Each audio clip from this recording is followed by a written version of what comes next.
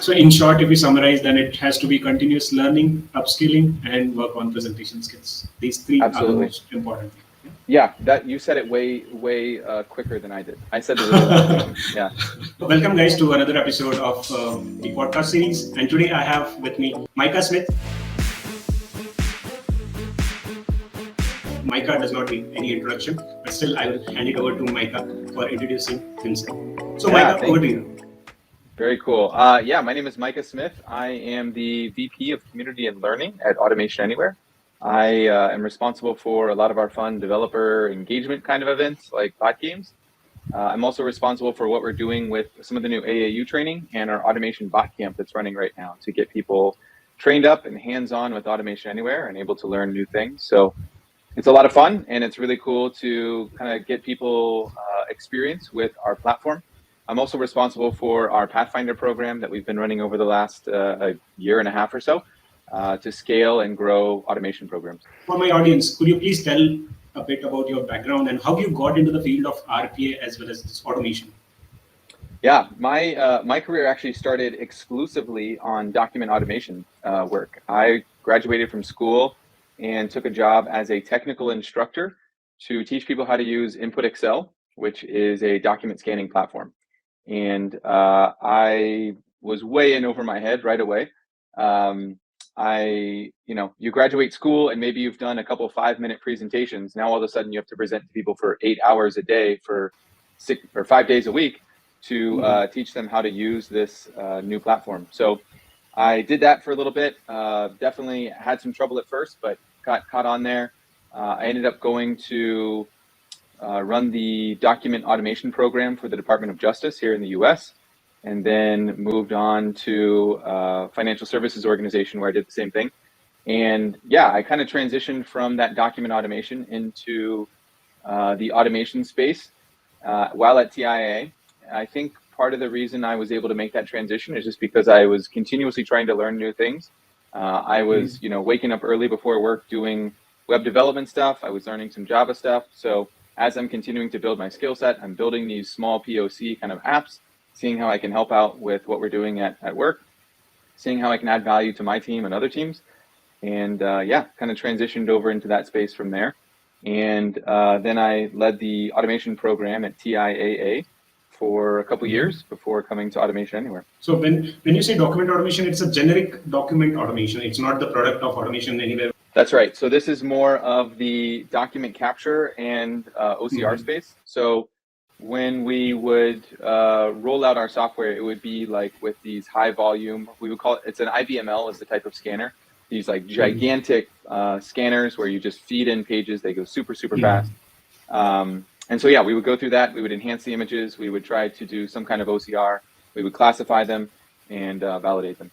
Micah, what are your thoughts about the recent trends in RPA? RPA is very rapidly growing, and we have been hearing about the Gen AI infusing the solutions which are integrated with RPA, and then we are moving towards the hyper automation and intelligent automation space. So what is your thought on the recent trends? Well, first off, I'll say that the opinions expressed here are my own, not the necessary opinions of my employer. So I do want to make that clear. I'm not speaking on behalf of Automation Anywhere in this, but I think we're in a really interesting place. I think a lot of organizations are shifting from thinking of task-based automation to more end-to-end process automation. And with the introduction of Gen AI, I think we're going to start to see a lot of automation possibilities that were outside the bounds of what was something that we could take on previously to be more something that we can start to work with. And again, going back to document automation, I think that's a great example. Previously, it's always been like, we can do really well with structured documents, we can do pretty well with semi-structured documents, and we can't touch unstructured documents at all, right? With a recent release in Automation Anywhere, with the document automation Gen AI capability, now we have the ability to work with structured, unstructured, and semi-structured documents. And we don't have that issue of like needing to know exactly where the field label is versus where the field is. And I say that because that's not a limitation necessarily, or hasn't been a limitation of document automation or IQBot or specific to Automation Anywhere. That's been an industry issue for a long time. Processing documents has always been a real challenge. And unless they follow a really structured format or you've got barcodes everywhere, they can be really difficult to consistently and accurately always process.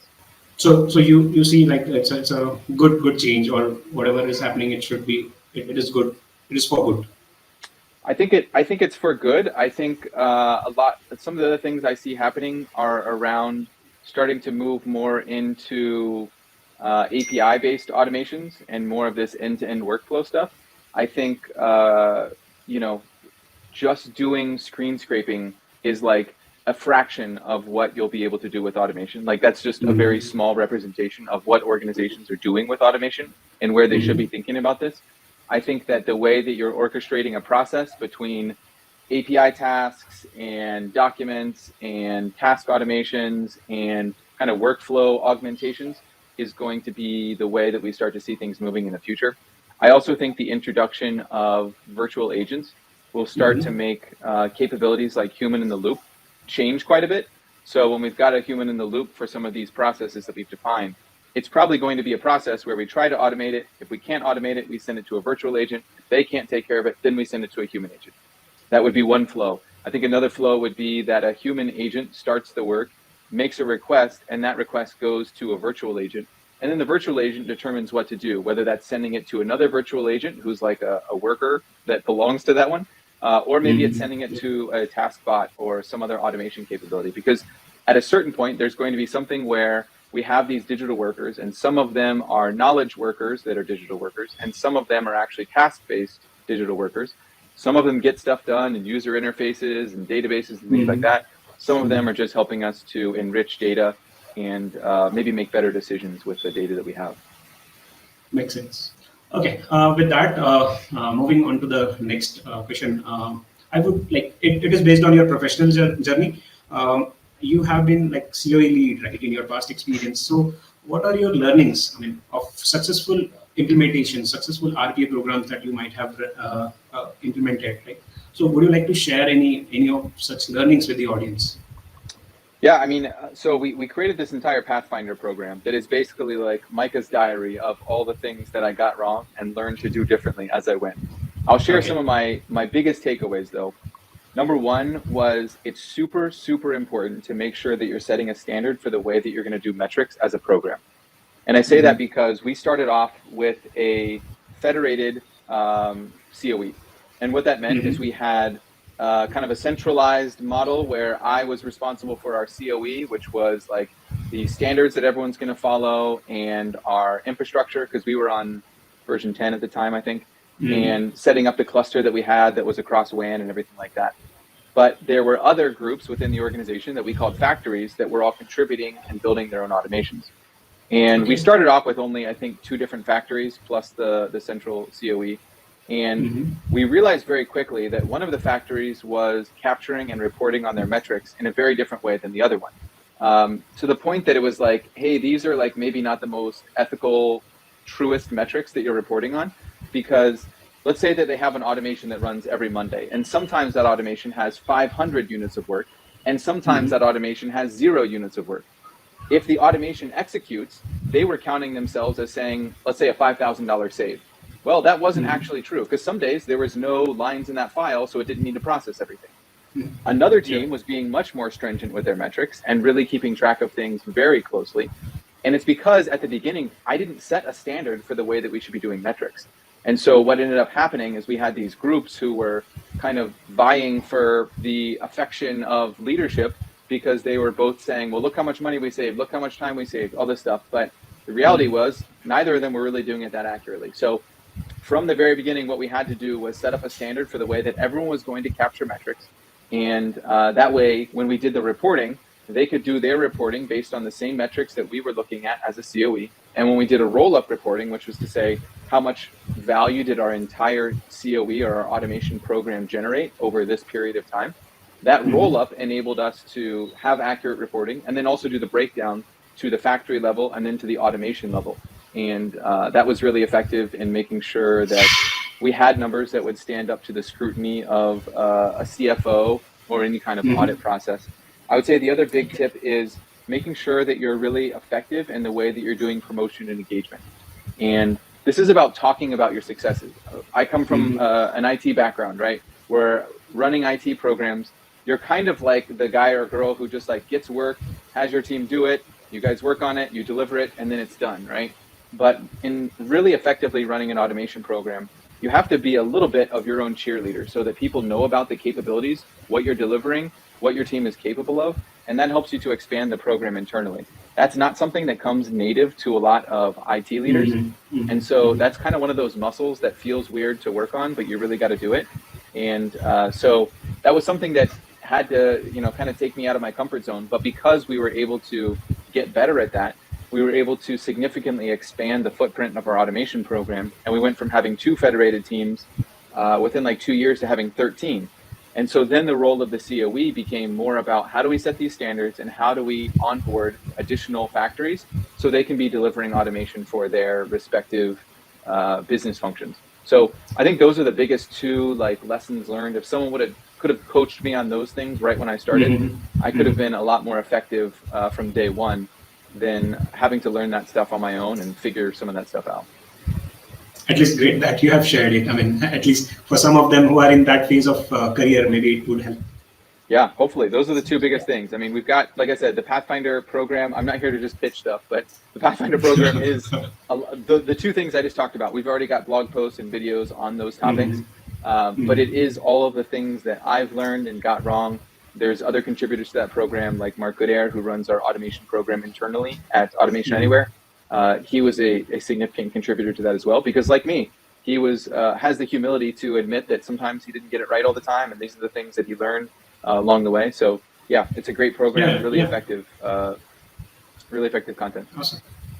Awesome. When you talk about content creation, let's go to the next question related to that only. Yeah. So how do you tailor your content for the Automation Anywhere community? Yeah, so I started creating content when no one was asking me to create content. I started as I think developer evangelist was my title here when I originally started. But I was specifically working on the evangelism of only our bot store. And I felt that we could and should expand beyond that a bit with the evangelism that we do. And so I really started by creating the content that I wished was available to me when I was learning Automation Anywhere for the first time, right? I want to see full project builds. I want to see exercises that I can do to get hands-on with this stuff. It's one thing to just read the documentation and maybe understand how a particular capability works. It's another thing to be able to get hands-on with it and try it out in a repeatable environment where I don't have to worry about I'm going to break something or screw up some data for my work or something like that. Like I want to have like a playground where I can try this stuff out. And so when I started creating developer content, it was like, what is the stuff that I wish I had? What are the exercises I wish I had access to? What are the things that I wish I could have replicated or built alongside someone else? I, at the time, was a huge fan of Dr. Disrespect. I don't know if you've heard of him. He's a video game streamer. He like puts himself in the bottom right-hand corner of a screen. Super entertaining guy, maybe offensive at times, but I always thought he was like pretty funny whenever I would watch him. So I started creating content kind of in that style. I was never funny or offensive or anything, but it was more or less that like very approachable, making people feel welcome, making people feel like, hey, I'm being vulnerable. I'm just sitting here on my computer trying to solve these problems.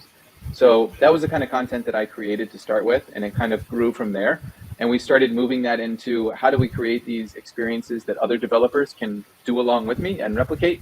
And that led to what we've created as bot games and some of those challenge pages that we've put together so that people are able to try these things out, watch me do it, build along with me, try it on your own, and then come and see how I do it. That's really how it started, and that's led to where we are now. And it's also informed the way that we're doing a lot of our training for AAU now. We're starting to do a lot more hands-on exercise-based stuff. We're going to tell you about a subject. We're going to show you it. We're going to get hands-on together with you with the expectation that you're kind of following along. And then we'll do a recap and talk about why this matters. And then we might even introduce a homework thing to say, hey, we did that exercise together. Go back and do it again, but do it a little bit different this time. And we're not going to handhold you that time, right? And that way people have the way of like, okay, I'm going to learn what this is. I'm going to try it out. I'm going to learn why this matters. And then I'm going to try it again with a little bit of a variation to it. And we've introduced this concept that we're calling automation skill stacking, where we will teach individual concepts. So it's like, I sound like I'm plugging, but I'm really like, this is stuff that I'm really passionate about. We teach these individual concepts. So I'm going to teach you Recorder. We're going to teach you the database package. We're going to teach you how to use browser. We're going to teach you how to use the loop package. So we have courses for those individual topics. And then you come to a challenge where you have to put all of those skills together to make sure and reinforce your understanding of those concepts.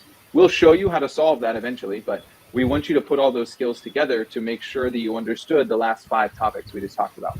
And I think that's going to be the next iteration of the interesting content that we create. We've already started this and it's so far been very effective, but yeah, that's been the evolution of our developer content journey, I would say. Yeah. So even I would like to second that for the AAU university. Like, it has been improved a lot. I mean, a lot of curated courses and the specific skilled courses are available now. The paths are available for the different set of skilled people. For example, from a developer mindset, if someone wants to do some courses, then there's a learning trail available for them.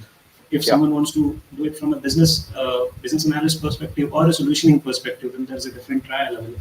And there are a lot of small individual courses as well. So that's a really good content. I mean, and the kind of board games which you bring as a part of community, that really helps people to try and test their knowledge. Yeah, and we've got some very fun bot games challenges. They got to the point where eventually I was taking too much time to develop them, so I had to pass some of that off. But they were really fun to build. They get really complex. We've got one that was on checking for stolen credit card numbers. That was probably like the pinnacle of me building bot games challenges. After that, I was like, this is getting a little bit too hard for me to build. So we have an engineering team that helps out building those now. But yeah, I mean, the challenges are really fun. They get really hard, and they're a fun way for people to get hands-on with some of the different capabilities of Automation Anywhere. Cool. That's good. So with that, like, now a lot of talk about Automation Anywhere, automation in general. I would like to know from Micah, like, have you built any bot for your personal usage, and are you using them? So I will admit that I previously had an army of Twitter bots that I used to run. They were not Automation Anywhere related. It was just more or less for me to learn the Twitter API and then to see how far I could take it. Some of the ways that so I was actually using GPT-3. This would have been before the big OpenAI blast out where everyone started using it. I was using that to do some of the Twitter bots for a while. And then I was also using RSS feed readers. So I would read like the top 15 most recent articles from CNET. And then I would take those topics, because they would have like the title plus an image plus the link plus a couple other items. I would take that and then I would start to use that to build tweets. So I ran some Twitter bots for a while just because I thought it was interesting and I thought it'd be fun to do. The other one, I've told the story before, I built a automation to help me buy a car. I wanted to find the best deal on a used Toyota Prius in the entire US. And so I wrote an automation that would capture all of this data, every single Prius price and mile and year and link for every Prius that was listed in the US. And then I had the automation apply a formula where it would determine the remaining price per mile of the car's lifetime. So if I said, I expect a car to last me 200,000 miles, I would take 200,000 minus the current mileage the vehicle had, and I would divide that by the price. And that would give me actually it would have been price divided by mileage. But anyway, that would give me the price per remaining mile of the car. And that effectively helped me to find what was the best deal. So the lowest mileage plus the lowest price of a vehicle across the US. And then I could easily sort that detail. And I was able to find one that was in Florida. I live in North Carolina. So I flew down to Florida with a one-way ticket. I bought this car and then I drove it back. And I probably saved $4,000 from taking that flight and just going down there and doing it. So I think as much as that was something I built a while ago and I used personally, I don't use it right now. Finding one of those kind of projects where it's like, this is something that I care about and this is something that matters to me is a great way to learn to build automations and a way to learn to solve problems, right? Because it's like, hey, I want to deal on this thing. And the payoff for me is going to be, I get the car that I want and I save some money in the process. So find a fun project like that. Why the bot has always benefit to the business and it has to be an enterprise level. It can benefit a personal user as well. For example, I have built one for paying my electricity bill. The bot used to run at the 29th of every month and just go do the bill payment. And one for my calculating my personal expenses at the end of the month. So I did those kind of two use cases. Those are all great use cases. As far as ones that I run daily, One of the biggest problems that has existed for anyone who's creating content is this concept of how do we make this available to people in multiple languages? And part of that comes down to translating speech to text, right? And there's this concept of like generating SRT files. And the SRT files are basically the closed captioning that you see at the bottom of like a YouTube video. And so I wrote an automation that uses OpenAI's Whisper AI, which is basically a local model that enables you to take either an audio file or a video file and then convert that to an SRT file or to plain text. And so I wrote an automation that does that for any number of files in a folder or just one file. And we use that in support of our Automation Anywhere University content.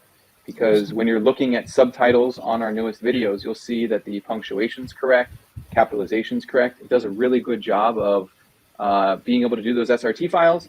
It also enables you to break them at a certain length. Like, I don't want an SRT file that has like 54 characters because then it's going to start to wrap. So I'm setting it to like break every 37 characters. And then I'm also doing some perfection on it afterwards to recognize specific pronouns from Automation Anywhere. So like, the word control room should be capitalized, but a normal, speech to text model isn't going to recognize that as a proper pronoun. I'm going to script that in afterwards, so it's going to go through and fix those kind of things. So I would say that's one that I'm running pretty frequently now. I don't know if there's any others that I'm running daily, but I'm not afraid to, if something's annoying me or if I have to do it more than once, definitely I'm creating an automation for it. So what kind of tech stack did you use for this? So I'm the OpenAI one. I am doing most of that. It's running through Automation Anywhere, but then it's being invoked in Python because there was libraries available for that already. You can actually do it just directly through a command line prompt though as well, if you want to do it that way. So there's a couple different approaches I could have taken. But I think for that one, a portion of it is in Python, a portion of it is back in Automation Anywhere doing the text replacement and stuff like that. So yeah, it's a combination of the two, but definitely check out Whisper AI. It's free. You run it locally. It does work a lot better if you have a pretty good GPU. Mine's not spectacular, but it seems to translate 2 minutes of video per 1 minute of time. So it's a 2-to-1 ratio. That's pretty good.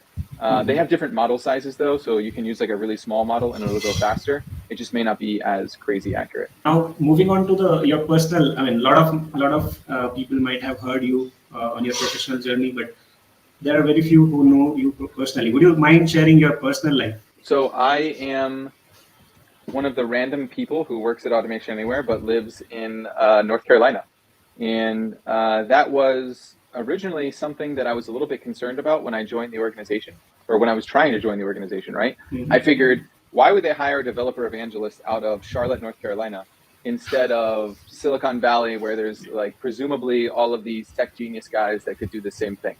And there's definitely, I think, a sense of imposter syndrome that you feel always, but especially when you're starting in a role like that, where you feel like everyone else is this tech guru genius and you're just kind of a guy. So I would say that's something that I had to get over quickly and just like come to terms with the fact that, like, you know what, I'm going to do my best. And if my best is the best that I can do, then I can feel good about that contribution. And regardless of the outcome, if I gave my best, then I know that I did. And so at the end of the day, that's worked out well. Family guy, love living in North Carolina. We spend time together hanging out with the kids. I'm really big into Peloton. I like do their cycling workouts all the time. So that's a big thing for me. Every morning I hit the bike before I jump on my computer and start the workday. So that's a fun thing for me. I like staying physically fit. And I think that's mostly the most interesting. I play a lot of video games. Awesome. So which one is your favorite? I've been playing, we've been playing Fortnite almost nightly for like 2 years now. My wife has an Xbox, I have an Xbox, so we get on our headsets, we play together. We've gotten a couple of friends. You compete each other? Yeah, well, we play in a team. I'm not going to say who carries who, but No, so we played with a couple friends, and yeah, it's a weird, like, fun way to just relax, and Yeah. I don't know, it's like a little bit more interactive than just sitting around and watching TV, and yeah, it's a fun thing to do. So we play Fortnite a good amount. We play other games too, but yeah. Mhm. Awesome. I mean, this side, majority of them, I mean, who are watching you might not know this side of the story. So it's great to cover that.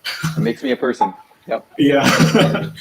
Cool. What are the new features in Automation Anywhere that you are excited about? Is that one or two features in current version, or maybe I would say in the entire A360 automation space, Mm-hmm. which you like the most, or which excites you the most? Well, I think the templates that came out in .30 Yeah. are huge. I think that it's something that the developer community has been kind of asking for a while. And I think it has the capability of really standardizing the way that an automation practice works, and standardizing the way that they do development. And I've started creating some templates that I've played around with that I'm using for my own personal use. I'll publish some of those so that other people can use them as well. But the concept of templates is basically just like when you create a new Word document, right? It says, do you want to create a blank document, or do you want to create like a pamphlet or a calendar or something else? It's the same kind of thing. Kind of a boilerplate code, for example. That's right. That's what we call in developer language. Yeah. That's right. So we'd want to have like things like our error handling set up. We want to have things like the way we do logging, log management. If we're going to take any screenshots, if we're going to record metrics, we want to set those things as standard as a part of our template. And then there's the block of like, your code goes here, right? And if you're going to build something new, you put it into that. And so especially when we think about introducing citizen developers, or those with a little less technical background, into the fold of what your automation is doing, I think templates can become really effective there and really powerful, because you basically say, hey, use this, build your logic inside of here, and the error handling and the logging and things like that are put in place, make sure that automation doesn't go off the rails too far, and make sure that you're keeping the automation estate safe. Yeah, that's awesome. So, I did give it a try, and I find that feature really helpful for starting for the new development as well. I mean, we can keep the standard set of code ready, handy to start with our next project. The other thing I'm really excited about is the enhanced use of process orchestration. You know that when you're in Automation Anywhere, you have the ability to create what's called a task bot, or an API task, or a process. And one of the things that has always kind of bugged me when creating an automation is like, you create a task bot, that task bot calls another task bot, which may call another task bot. There's not really an obvious connection between those multiple task bots. There is a way to see the dependencies when you're doing your check-in and check-out, but there's not a real visual connection between those objects. And I think we're going to start to see people transitioning to using the process composer a bit more, where you're creating a process, and within that process, you're invoking a task bot.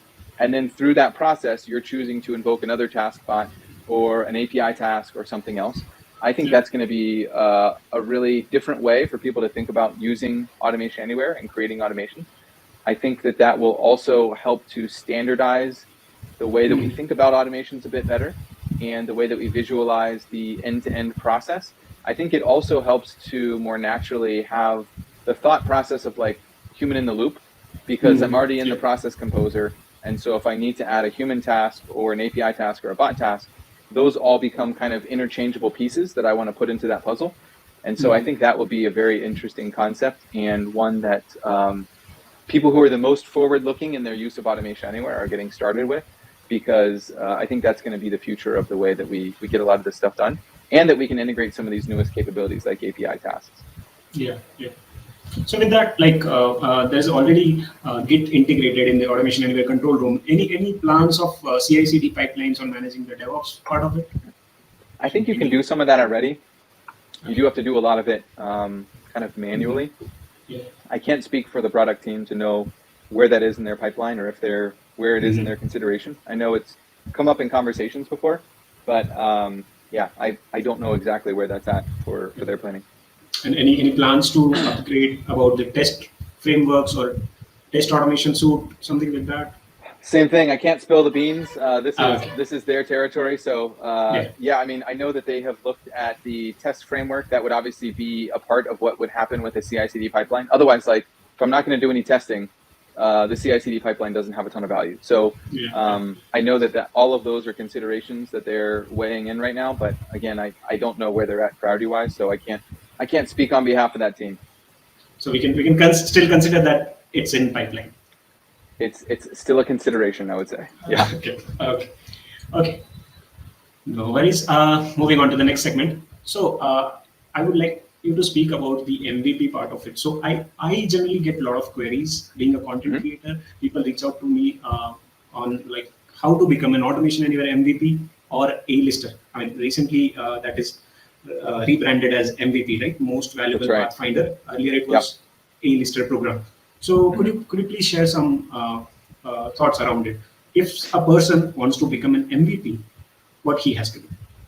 Yeah, so I'll say that if you're interested in becoming an MVP, the best way to get started with that is to be vocal in the developer community. That means on the Pathfinder community forums, be helping out with people who are asking questions, share posts on your own. You don't have to just go there to ask questions. You could write like a post of like, hey, this is something I learned recently. That demonstration of thought leadership is really important for what we're looking for in MVPs. And we want people who can kind of demonstrate thought leadership, be influential in a developer community, and represent a positive voice for the developer community. Our MVPs will frequently get time to meet with our product leaders as well as our UX team and really help us to determine where to place our bets from a organization as far as product features that mean the most, things that really will help you to accelerate your development journey and your ability to deliver automations. So we do look to those MVPs to help with those kind of things. And so thought leadership is huge. Also being active on LinkedIn is really big, right? Like we would be looking for people who are being active, engaging with our different events, engaging with our posts, engaging with our content that we create. And so I would say those are the biggest things to focus on if you really want to be an Automation Anywhere MVP. There is, I think, a more formal process, and you can read about it on our community forums of exactly how to get plugged into that and how to apply and things like that. But I would say that what you want to work on before you even think about applying is your resume of what you've been doing. And that's, hey, I've been really active on the forums. I've been really active in posting solutions, sharing the things that I've learned, some thought leadership stuff. I'm also really active on LinkedIn and engaging with the developer community there. If you think about the purpose of an MVP program, it's really to highlight the people who are the developer advocates on our behalf as an organization. And so if you're doing those things already, then it becomes more natural for that to be recognized more publicly. So the people who are like, let's say they are contributing, they don't need to submit their nominations or something like that. It's a gradual process where the team is. I think there actually is an application process that they open up periodically. I'm not running that program directly anymore, but there is an application process that's opened up. I would say your best bet is to go to the community forums, community.automationanywhere.com. There are some details there about the MVP program. They will have details there also when they start to open up for applications. And I think the most important thing is, regardless of them having open applications right now or not, be preparing the kinds of things that you want them to see when it's time for you to apply. And that way you can say, look, I've written these blog posts, or I've contributed to this forum, or I've been active on LinkedIn, or I've been creating videos for my YouTube channel, and I'm talking about why Automation Anywhere matters and why I like it and some of the new features that I'm geeking out about, right? Like those are the kind of things that the team making determinations about MVP will be looking for to effectively choose MVPs. Fine, I'll paste that link maybe so that it's easy for audience to follow it along.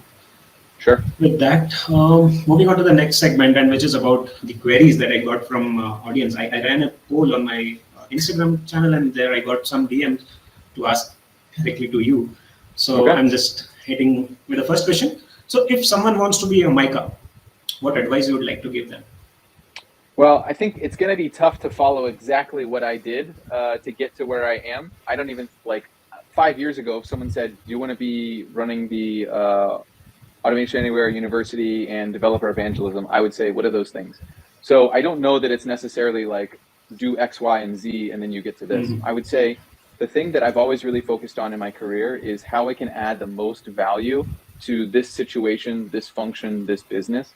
And if I'm always adding value, then that's going to be recognized, that's going to be appreciated. And so it's not necessarily like, all right, I'm going to show up, I'm going to do my 8 a.m. to 5 p.m. and then I'm checking out and I'm done. It's how can I add the most value to this organization or to this team or to this function while I'm here?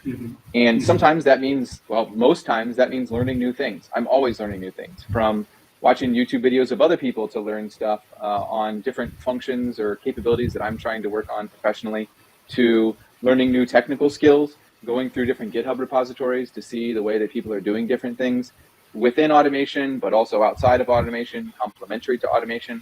I watch a lot of stuff right now about the different ways that people are invoking generative AI capabilities to understand the best ways to get the best end product out of these large language models. So that's the kind of stuff that I'm doing. I'm always looking at how I can add maximum value to the organization. So there's never a question of like, why do we have this guy here, right? Like, I want to be adding maximum value at all times. And so that's led to the creation of like some of the stuff like we're doing right now, this bot camp for people who are brand new. I'm looking at it and I'm seeing, well, we have all this new content that we've been creating. I want people to get hands-on with it. How can we create an event that lets lots of people get hands on it and get us feedback right away so we can make sure that it's as effective and as impactful as possible? So I think that would be one thing. The other thing is like, if you really want to do what Mike is doing, you really have to work on your presentation skills. I mentioned in the beginning of our conversation here, my very first job was a technical instructor. I had to go speak in front of people for 8 hours a day, teaching technical content. So as I'm going through that job, I'll say the very first time I went to do this, I was supposed to be co-delivering with another guy. It was like, I was maybe 1 month into this job. And this other guy was like the expert. And I was just going to co-deliver, which meant I was going to teach like one small section per day, and he was going to do the rest. His wife went into labor on day 2 of a 5-day course.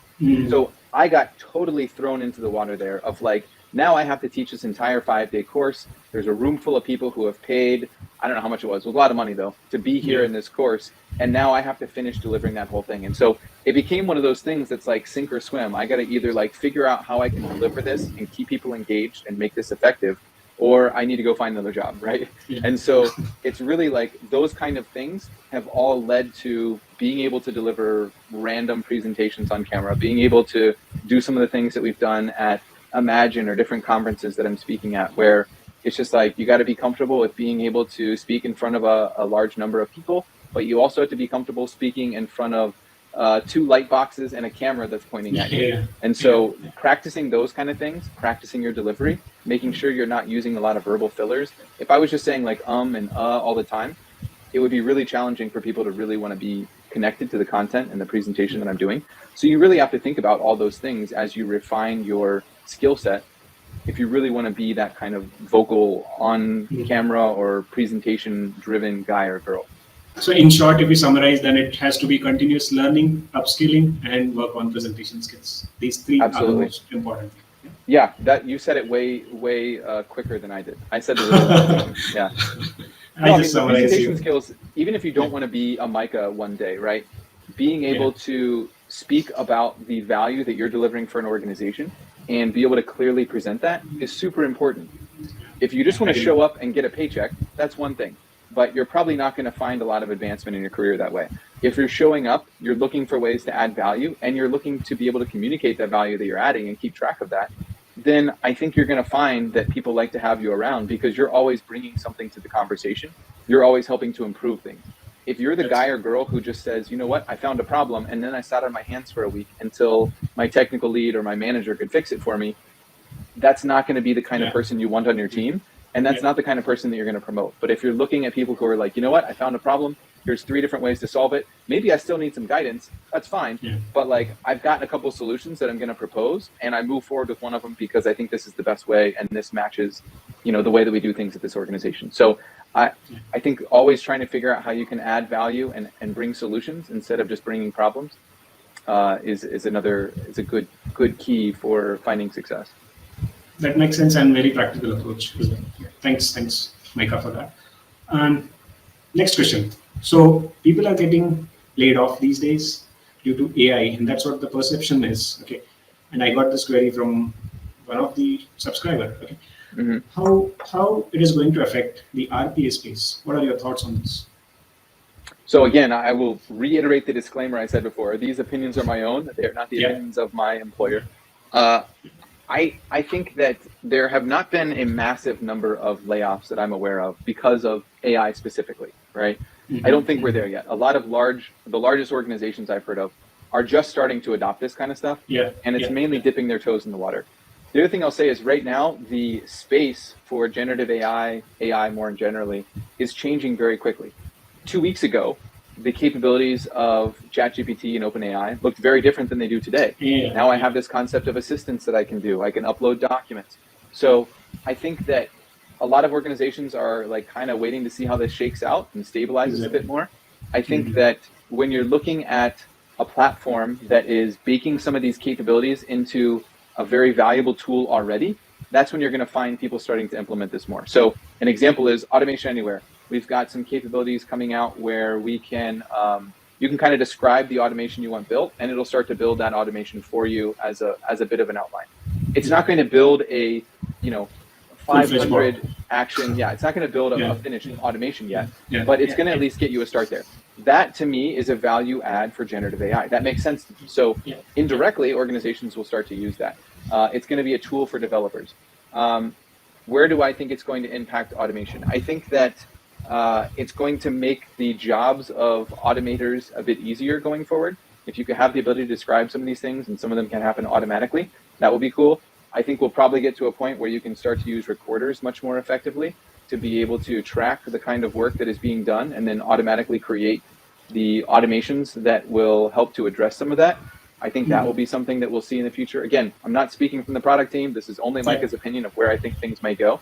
I think we're probably going to start to see that the process discovery kind of capabilities will start to actually generate automations and get us to that next level of being able to actually build something that's pretty close to mostly there. I think if I'm an automation developer today, the skill sets that I want to continue to improve, obviously I want to be a master of whatever tool I'm using, Automation Anywhere, right? I want to make sure I'm dialed into that. I want to start, if I haven't already, continue to learn Python, right? So I can be effective there, because there will be different Python libraries that may not immediately show up in some of the tools that I'm using. So I want to be able to leverage a breadth of capabilities, not just one or the other. I also want to make sure, I think one of the most effective things for automation developers is to have some knowledge of web development. I think you were a full stack developer at one point, right? Yeah. That's probably made you much more effective at being able to really create, if you're going to do screen scraping, make it as secure and reliable as possible, because you know about these JS pointers, you know about DOM-X paths, things like that. And so you're able to write automations that are a little bit more resilient and able to effectively get the things done you need to in a safe and repeatable way, instead of building something that's really fragile and going to break if the page changes ever so slightly. So those kind of things I think are really effective for automation developers right now. And then I would also say, stay up to speed with what's going on in the Gen AI space. Those are, I would say, adjacent capabilities to what you need to know as an automation developer.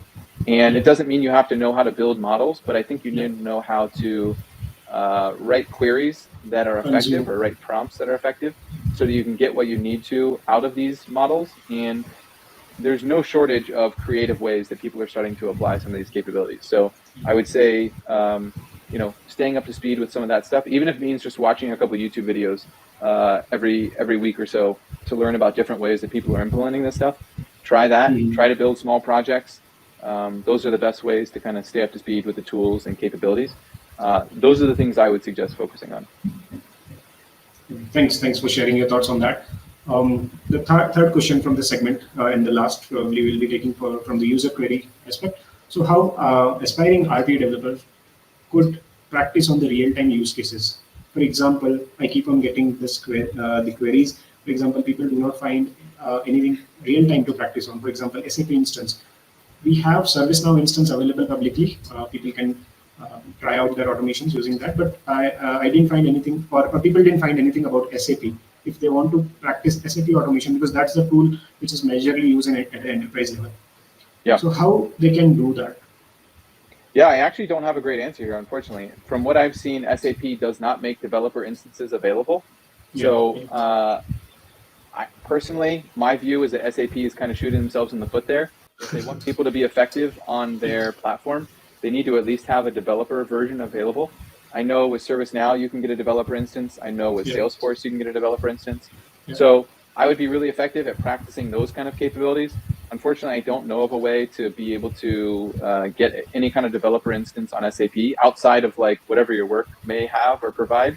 But I think, to my knowledge, SAP developer instances are only available if you're also an enterprise customer of SAP. And even then, it's probably just like a staging environment. So yeah, I don't have an answer for that one, unfortunately. That's an SAP thing, as lame as it is to say. Yeah, I mean, that we cannot work out on that. But until the person gets in hands-on in the enterprise, like while working on the enterprise level automation for that project. So, Micah, to wrap up, what would be your final advice to the college grads who are seeking their career into automation space? Yeah, I would say the same kind of thing we just talked about for automation developers to survive and thrive in the environment of AI. I would say college graduates should focus on getting their hands on with the tooling as much as possible. Use Automation Anywhere, build automations, use the bot games challenges that we have. We've got all of those listed on our community forum or community portal right now. Go and try those out. Those will be evidence of the projects that you've built. I would say, you're not going to have necessarily a resume of projects that you've built that you could share right away coming out of college. So the best way you can do that is to build these kind of projects. Build a short video of you just explaining what it is, how it works, and how this thing executes. Put that on LinkedIn. That can be evidence that you have some experience in knowing what you're doing. You can explain your work, and someone who's a prospective employer would say, you know what, this person's fresh out of college, but they have videos, they've explained their work, they maybe have a GitHub repo, they've got some evidence of the things that they've been working on, versus someone else who all they have is a resume and 3.4 GPA or whatever. So I would say the more that you can build those kind of projects and demonstrate the things that you're learning, even if it's just doing tutorials and then slightly changing them, those are great ways to get started. I would also say, work on some other complementary skills. Do some stuff in JavaScript, do some stuff in Python, do some basic web development stuff. Put that on your GitHub. If you don't have like a real resume of lots of places you've worked or interned, your GitHub is really going to speak for itself in the kind of stuff that you're developing. Make it approachable, explain it, do documentation for all your GitHub repos, practice your markdown stuff so that things look good. Don't just put like a random text file, but like put a screenshot of what the project is, explain what it is, explain the impact, explain the things you learned while you were going through that. That's the way that you can differentiate yourself from other people who are applying for similar jobs. Yeah, that was really great advice. I like that part. Like college graduates can create the video of whatever skill set they are working on, whatever use case they are working on, right, while learning the things. So that would really appear as a standout from the rest of the audience, because out of 100, I would say 90% of the people won't do that. So yeah, that is a great piece of advice. The audience can take it. And yeah, thanks Micah, for having this conversation and accepting the invite and making time from your busy schedule. I know being a VP, I mean, you're quite busy in your professional day-to-day life. So I mean, I really thank you for that. And yeah, cool. I would like to know how was your experience about this podcast? No, it was good. Happy to be here. Happy to share my thoughts on the industry of automation and how people can grow and flourish in their careers. For anyone wanting to get in contact with me, you can find me on LinkedIn. There's probably not a lot of other Micah Smiths that are in the automation space. So if you search for that, you can probably find me. Sure. I'll be placing your link in the description as well, so people can directly reach out to you for that. I mean, I don't expect them to reach out for your small developer-specific queries, but yeah, people can. With that, I mean, thanks, Micah. Absolutely. Yeah. End of this session. Yeah. Thank you. Cool. Thanks. Thank you.